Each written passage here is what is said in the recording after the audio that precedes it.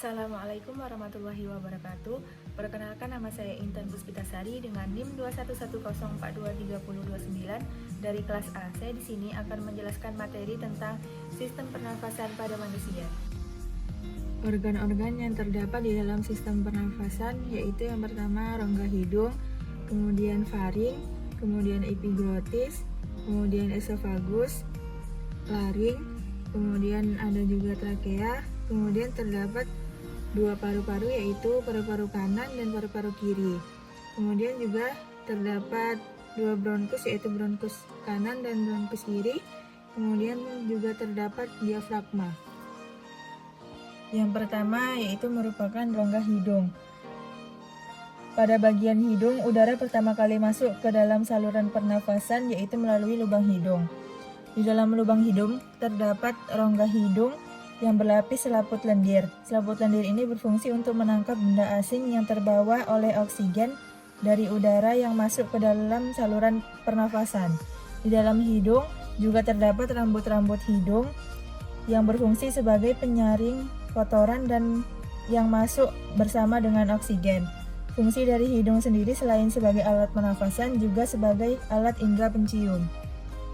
Setelah melalui rongga hidung, kemudian lanjut ke dalam faring. Faring atau pangkal tenggorokan. Faring memiliki dua saluran percabangan yaitu nasofaring dan orofaring.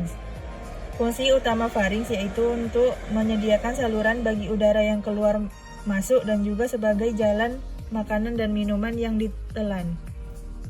Setelah melalui faring, udara akan memasuki laring.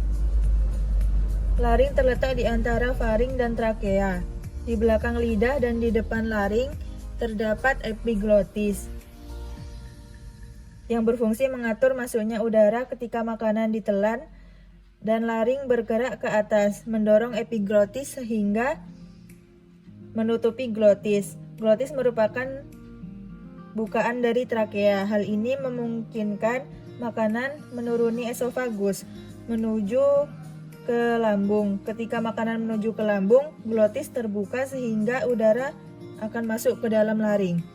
Masuknya udara melalui laring menyebabkan laring bergetar dan terdengar menjadi sebuah suara.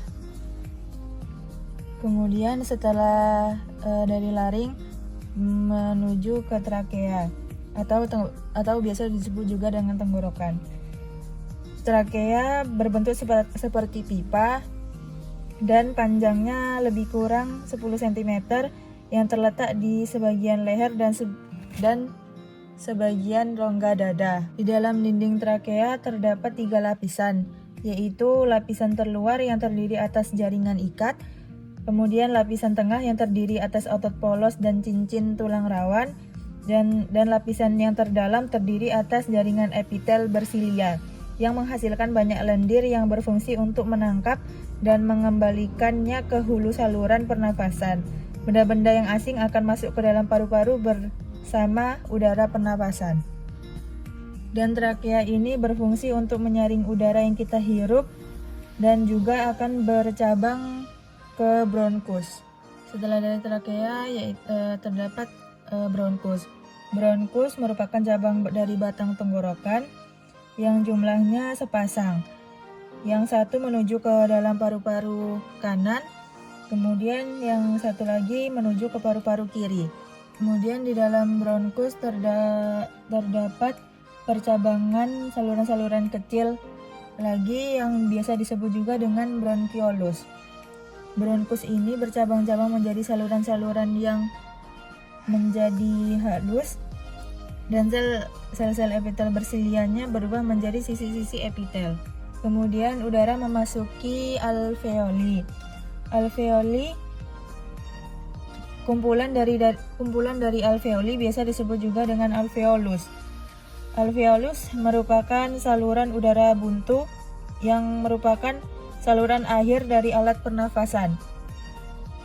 Alveolus berupa gelembung-gelembung udara. Pada bagian alveolus inilah terjadi pertukaran oksigen dari udara bebas ke sel-sel darah dan karbon dioksida dari sel-sel darah ke udara bebas. Oksigen dari udara yang memasuki alveoli akan terlarut di dalam selaput lembab yang melapisi alveoli. Kemudian akan berdifusi dengan cepat melintasi epitelium ke dalam kapiler darah yang mengelilingi setiap alveoli. Sedangkan dalam arah yang berlawanan, karbon dioksida akan berdifusi ke kapiler darah melintasi epitelium alveoli dan menuju ke rongga udara untuk dikeluarkan keluar tubuh melalui mekanisme expirasi.